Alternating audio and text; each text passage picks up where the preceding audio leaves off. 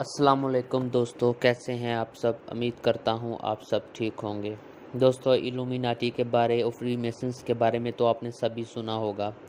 ये शैतानी तंजीमें हैं जो कि पूरी दुनिया के ऊपर अपना कंट्रोल बनाने के लिए हर वक्त काम करती रहती हैं, और ये सारी शैतान की पैरोकार हैं जो कि शैतान के कमांड के ऊपर काम करती हैं, और जो शैतान इन्हें कहता है ये वही करती हैं। पूरी दुनिया के अंदर शैतान का निज़ाम कायम करने के लिए हर वक्त कोशिशें करती रहती हैं। जिस तरह रहमान के बंदे रहमान का निज़ाम फैलाने के लिए कोशिश करते रहते हैं, इस तरह ये शैतान का निज़ाम कायम करने के लिए कोशिशें करती रहती हैं।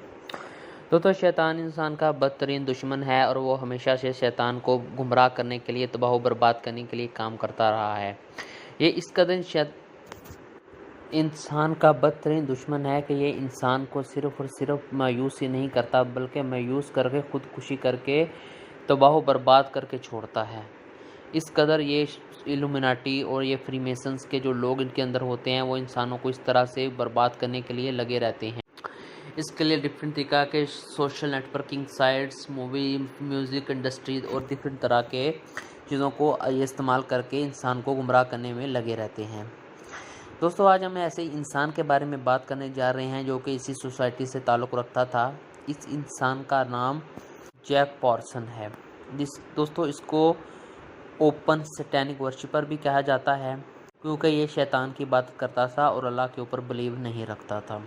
दोस्तों, ये एक साइंसदान था जिसने स्पेस क्राफ्ट का फ्यूल को इन्वेंट किया था। मीन के दोस्तों, स्पेस क्राफ्ट का फ्यूल तो इन्वेंट हो चुका था, लेकिन स्पेस क्राफ्ट एक हद तक जाता था, लेकिन इसने जो उसका फ्यूल ड्राफ्ट किया, उससे इस फ्यूल की बदौलत स्पेस क्राफ्ट जो पहले अपनी एक लिमिट तक जाता था, उससे आगे जाना शुरू हो गया, और इसकी बदौलत साइंसदान सैटेलाइट को खला में पहुंचाने में कामयाब हो गए, जिसकी बदौलत आज पूरी दुनिया का निज़ाम चल रहा है, जिससे हमारा इंटरनेट और जो कुछ भी है वो सारा इसी सैटेलाइट के बदौलत चल रहा है।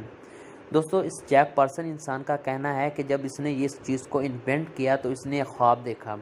इस ख्वाब के अंदर इसने एक इंसान को देखा जिसने अपना नाम बताया वलेरियन अल्मीरस अल दज्जाल। उस इंसान ने इससे कहा कि तुमने जो काम किया है उससे मेरी बहुत हेल्प हुई है, और मैं इंसानों को मज़ीद गुमराह करने में वो चीज़ मुझे बहुत काम देगी। दोस्तों, आप खुद ही सोच लें कि दज्जाल किसको कहते हैं। और दज्जाल से मुलाकात एक सहाबी की हो चुकी है, जिसकी मुलाकात उससे एक जजीरे के ऊपर हुई थी, और उसने उसको बताया था कि इनकरीब मैं रिहा होने वाला हूँ। तो इसी तरह से इस इंसान में भी ख्वाब देखा, और ख्वाब में इसने दज्जाल से बात की। दोस्तों, ज़रूरी नहीं वो दज्जाल हो, में भी हो सकता है वो शैतान भी हो, और इस शैतान ने इससे आकर इससे इस बात की खुशखबरी दी कि तुमने मेरे काम बहुत अच्छा किया है, और मुझे इससे बहुत ज़्यादा इंसानों को गुमराह करने में हेल्प होगी। दोस्तों, ये सैटेनिक वर्शिपर तो था ही, लेकिन जब इसने ये ख्वाब देखा, इसके बाद ये मज़ीद इस टेम्पल ऑफ सैटर्न के साथ मज़ीद जुड़ गया। डेविड क्रोली नाम का एक बंदा था जिसने टेम्पल ऑफ सैटर्न की बुनियाद रखी थी। तो दोस्तों, ये भी उस ग्रुप का मेंबर बन गया, और ये बहुत सारे सैटेनिक रिचुअल करने लगा। अपने घर के अंदर ये बहुत सारे सैटेनिक रिचुअल करता था, जिसकी बदौलत शैतान इसकी हेल्प करता था, और उसने बहुत सारी चीज़ों को उस ब्लैक मैजिक की मदद से बहुत सारी चीज़ों की दरियाफ्त की।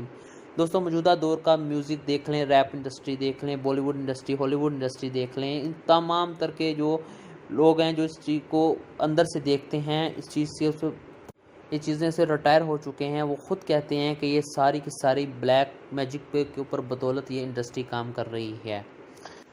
दोस्तों, इसने जब ये सैटेनिक रिचुअल को परफॉर्म करना शुरू किया, तो ये रिचुअल को अपने ज़्यादातर घर के अंदर परफॉर्म किया करता था, और इसके आर्ट स्पोर्ट्स के जो लोग थे, इसके हमसाए थे, वो कहते थे कि रात को इसके घर के अंदर से अजीब तरह की आवाज़ें आ रही होती हैं, लोगों को चिल्लाने की आवाज़ें आ रही होती हैं, और इसके घर से डिफरेंट तरह की लाइट्स भी आ रही होती हैं। उन्होंने इसकी बहुत ज़्यादा कंप्लेन की, लेकिन इसके बारे में कोई ख़िलाफ़ एक्शन नहीं हो सका, क्योंकि ये एक अमीर घराने से बिलोंग करता था, काफ़ी स्ट्रॉन्ग फैमिली थी, इसलिए इसको कोई कुछ नहीं कह सकता। सैटेनिक टेम्पल का मेंबर था, और उसके अंदर आपको पहले ही पता है टॉप लाइन के पॉलिटिशियंस, टॉप लाइन के बिजनेसमैन इन्वॉल्व होते हैं, जो कि पूरी तरह से इकोनॉमी को कंट्रोल कर रहे होते हैं, और तमाम बड़े ओहदों पर उनके हाथ होते हैं, इसलिए कोई उन्हें कुछ भी नहीं कह सकता। तो इस तरह से इसलिए अपना काम सरअंजाम देता रहा। इसी तरह दोस्तों, एक इंसान था जिसका नाम वन ब्राउन था। इसको फादर ऑफ एयरक्राफ्ट कहा जाता है। दोस्तों इस इंसान का कहना ये था कि फादर ऑफ एयरक्राफ्ट मैं नहीं बल्कि जैक पार्सन है, क्योंकि हकीकत में दरियाफ्त जैक पार्सन ने की थी। लेकिन चूंकि दोस्तों जैक पार्सन सैनिक टेम्पल से ताल्लुक़ रखता था और अजीब तो गरीब तरह के रिचुअल परफॉर्म करता था, इसलिए CIA और दीगर एजेंसियों ने इसको ऑन नहीं किया और ना ही इसको ज़्यादातर ऊपर लाने की कोशिश की।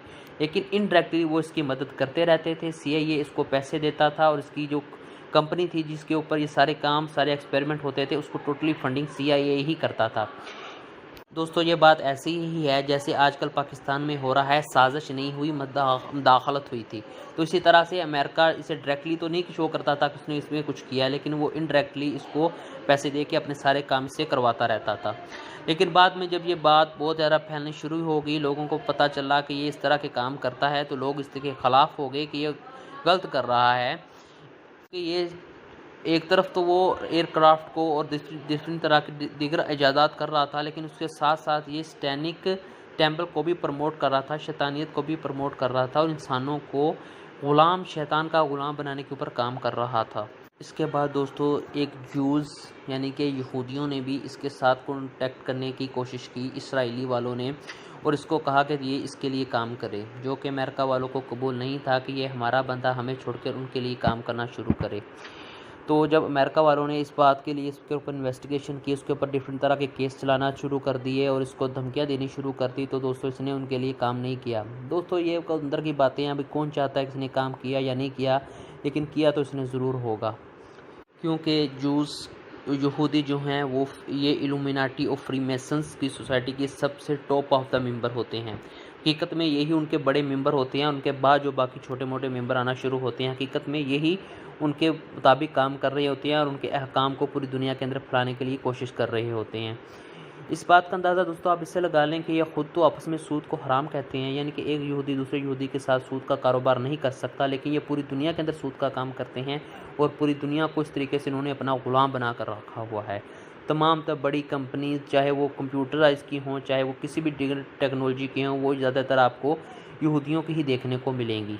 तो बाद में जब जैक पार्सन के ऊपर बहुत ज़्यादा केस होना शुरू हो गए और वाम ने बहुत ज़्यादा इसके ख़िलाफ़ हो गई और CIA को भी पता लगना लगा कि ये दूसरे लोगों के लिए यानी कि यहूदियों के लिए काम कर रहा है और बहुत सारे सैनिक रिचुअल परफॉर्म करके बहुत सारे उल्टे सीधे काम भी करता है, इंसानों की बलियाँ देता है, ह्यूमन सेक्रीफाइस करता है, ड्रग करता है, वुमेनाइजिंग करता है। तो दोस्तों एक बार ऐसा इसके घर के ऊपर ब्लास्ट हुआ और इसकी लाश मिली जिसके अंदर इसका आधा चेहरा जल चुका था, और बाद में जब इसके ऊपर इन्वेस्टिगेशन की गई तो CIA वालों ने ये बताया कि इसने ख़ुद को ब्लास्ट करके उड़ा लिया। दोस्तों अब ये बात तो आप भी जानती हैं और मैं भी जानता हूँ, इसने ख़ुद को नहीं ये कुछ किया, इसे क्यों हो ना हो सोसाइटी वालों ने ही जिनके साथ ये कॉन्टैक्ट रखता था इसे मरवा दिया, क्योंकि ये उनकी सीक्रेट को इनडायरेक्टली सबके सामने ला रहा था। एक तरफ तो ये उनका हिस्सा भी था, दूसरी तरफ ये सैनिक रिचुअल भी परफॉर्म कर रहा था और तीसरी तरफ ये गवर्नमेंट के साथ भी अटैच था, जो कि वो नहीं चाहती थी कि कोई भी उनको एक्सपोज करे। वो सारे अपने काम सरअंजाम देती हैं, लेकिन छुप के, किसी के सामने वो अपने आप को ज़ाहिर नहीं करती, एक्सपोज नहीं करती। इंतहाई बेदर्दी के साथ इसके घर पे ब्लास्ट करवा के इसकी जान ले ली गई और इसकी लाश इसके आधे जले हुए चेहरे के साथ मिली। दोस्तों ये थी जैक पार्सन की कहानी, जिसको फादर ऑफ एयरक्राफ्ट कहा जाता है, लेकिन आपको गूगल के ऊपर भी ये चीज़ नहीं मिलेगी, क्योंकि इसकी तमाम तर हिस्ट्री को, तमाम तर फाइल्स को डिलीट कर दिया गया ताकि दुनिया इसको साइंस के आधार पे ना जाने। लेकिन इसकी जो कंपनी है उसको आज तक अमेरिका फंडिंग कर रहा है और उसके ऊपर जो भी काम हो रहा है उसको टोटली उसकी अमेरिका की सपोर्ट है, क्योंकि इसकी कंपनी अमेरिका के अंदर है और उसके पैसे उसके तमाम तर खर्चात वही उठाता है जो भी एक्सपेरिमेंट उसके अंदर हो रहे होते हैं। दोस्तों आप सबका इस चीज़ के बारे में क्या कहना है मुझे कमेंट सेक्शन।